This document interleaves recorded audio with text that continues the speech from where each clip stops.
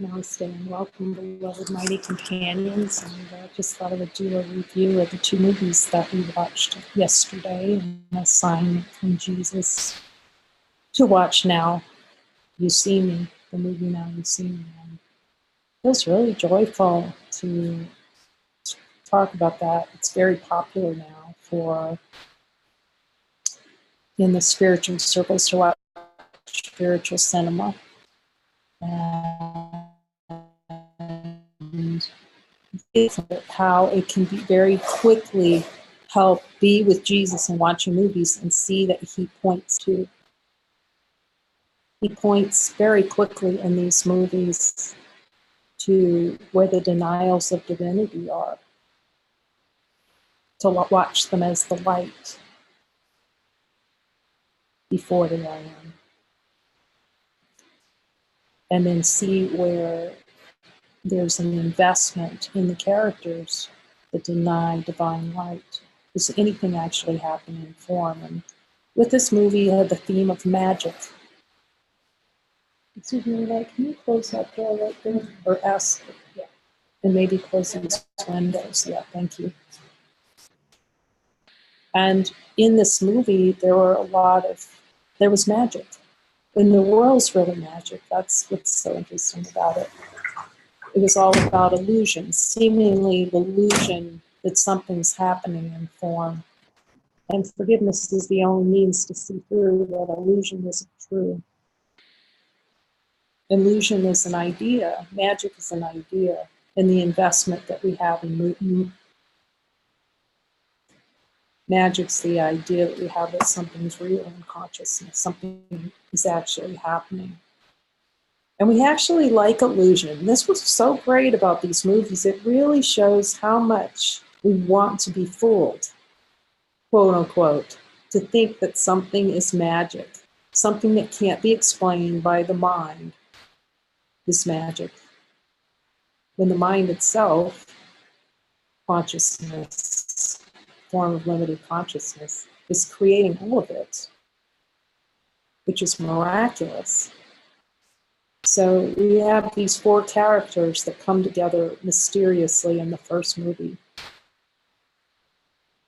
They're being called to a higher purpose for the use of their magic. They were used to acting as individuals.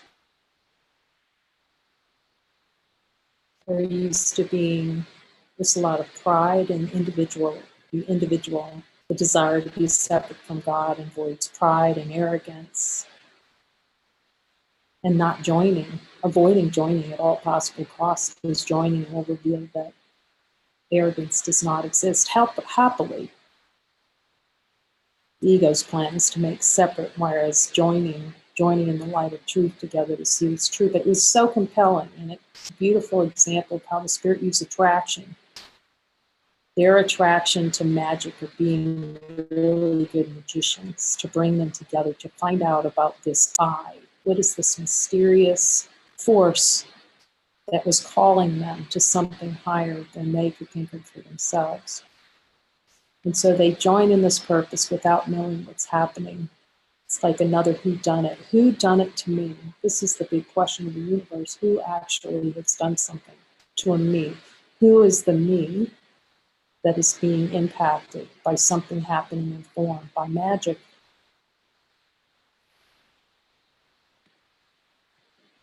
So they don't know who it is. They just know that they're compelled as an expression. That's what expression of divinity is. It doesn't have a reason for what it is or how expression. It just expresses in its fullness. And it was really beautiful that they stepped into something that they could not understand and they could not logically, but they were willing to follow the instructions. And that is when all the problems in consciousness comes when we have an argument. Consciousness is an argument with itself. Limited consciousness of the ego is, the function of it is to have an argument.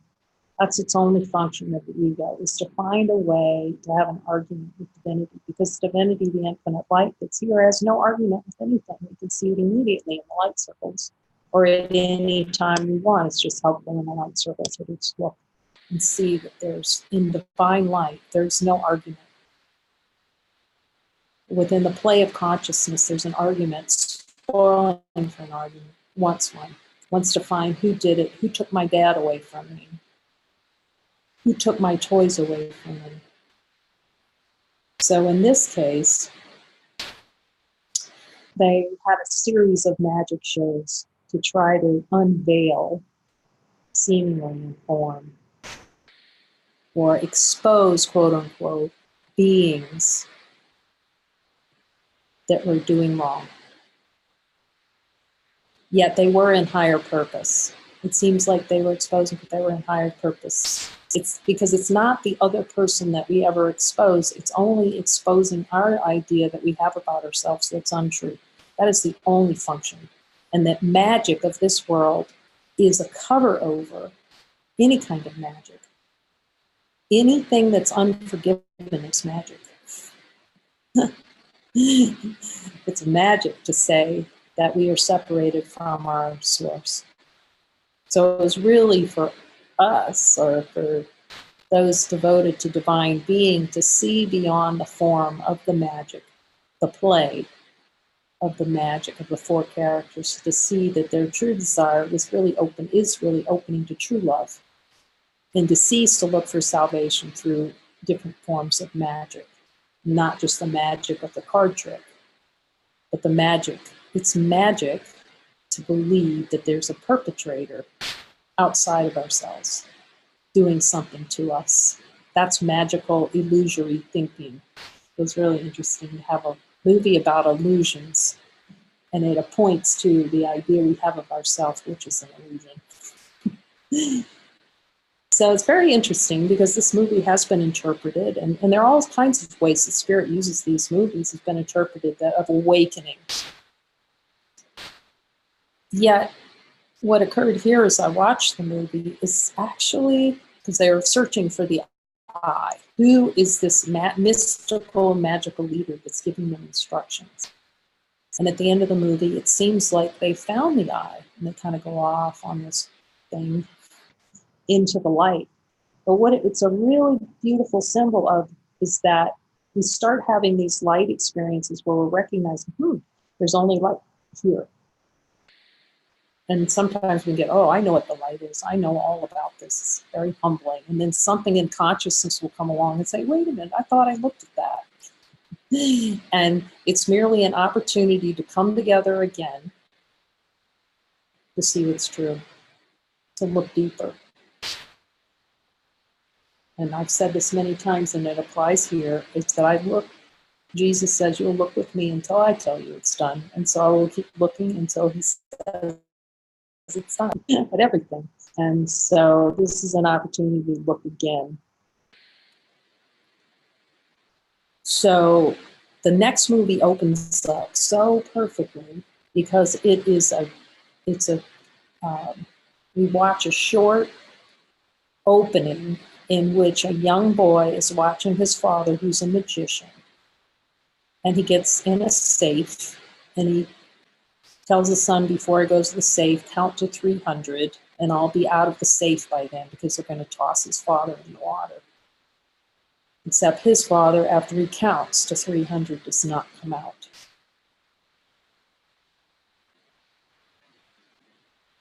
So it's immediately the story of loss, the son being abandoned by the father, and then looking in form for someone to blame, that there's actually someone to blame.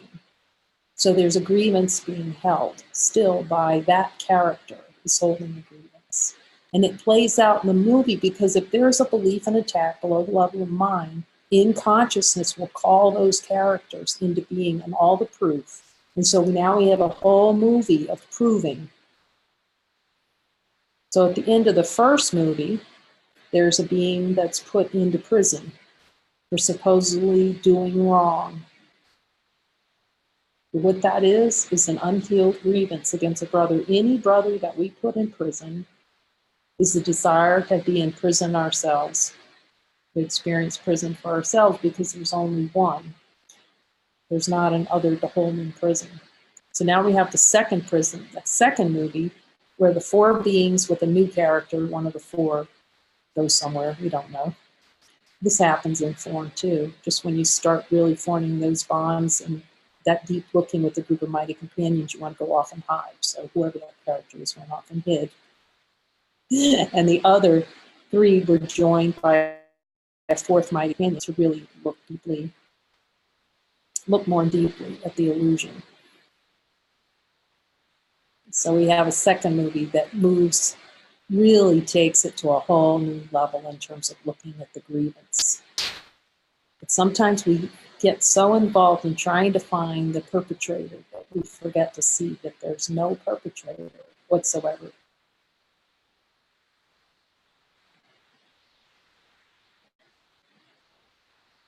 But the only way to get through the rat maze of consciousness is that Jesus sends us mighty companions.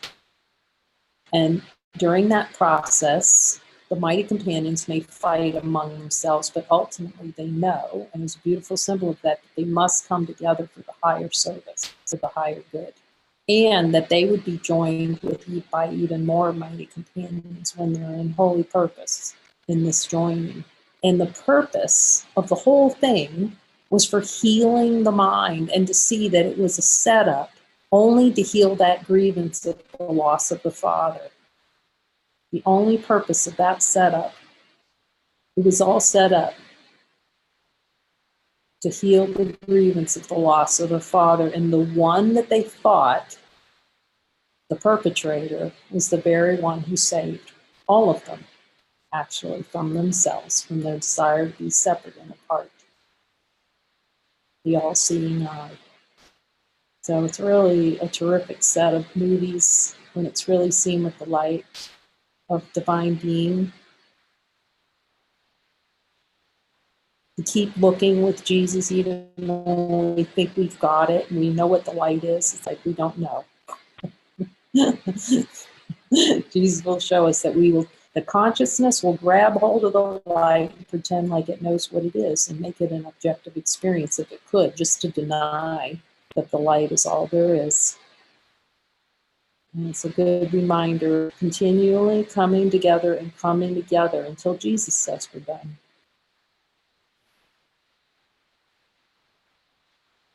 That it is in service to divinity to continue to look beyond the idea of a personal identity and to see what it means to be divine expression and relearn what divine expression is, because we've forgotten it. We've so used to being the little weak thing, little weak person acted on by the world, we've forgotten our power as infinite beings. And to see again that our only function in consciousness is the recognition of divinity and the celebration and the expression of the divinity. And the only one who knows that we're given through A Course in Miracles and Jesus in New Covenant is Jesus. And to follow him and to listen to what he's telling us and accept that divine authority as ours. It's ours. But as long as we follow Jesus and the Holy Spirit, we'll never see the infinite power of being that we truly are, because we're denying it. To not follow Jesus and the Holy Spirit is, as Jesus says in A New Covenant, like an attack. It's an attack upon ourselves.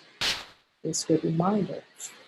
You start seeing everything you're saying is for you, to see what's true. That really our only function is really to follow the Holy Spirit, because that is our divine being. That is an expression of divinity. And that the Spirit will take us on a seeming journey that will be out of our comfort zone. We talk about and that really the only way for this path is to stretch outside the comfort zone. Jesus does not give comfort zone assignments, because the ego is the comfort zone. The ego is the comfort zone of a small, personal, tiny. When we're carrying the power of God with us, and without accepting those assignments, even though we or I don't want to, because that's the first thing the denial is going to say, I don't want to do that. As long as we stay within that box and that idea and not really follow that inner intuition, the inner light, we will suffer.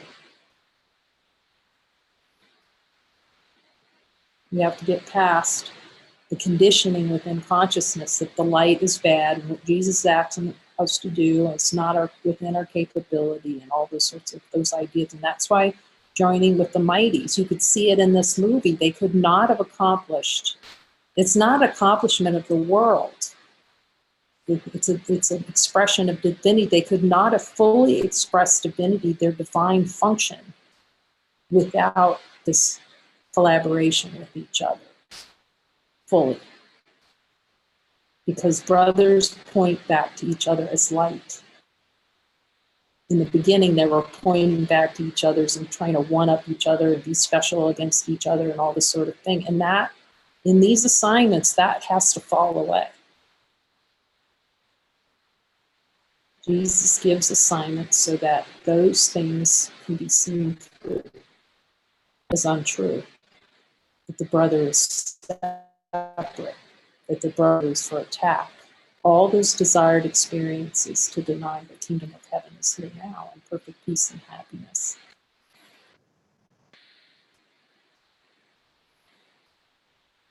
So if you feel the prompt to watch this movie from Jesus, like we were given by Jesus to watch this movie, and follow, and let Jesus tell you everything about it that you need to know.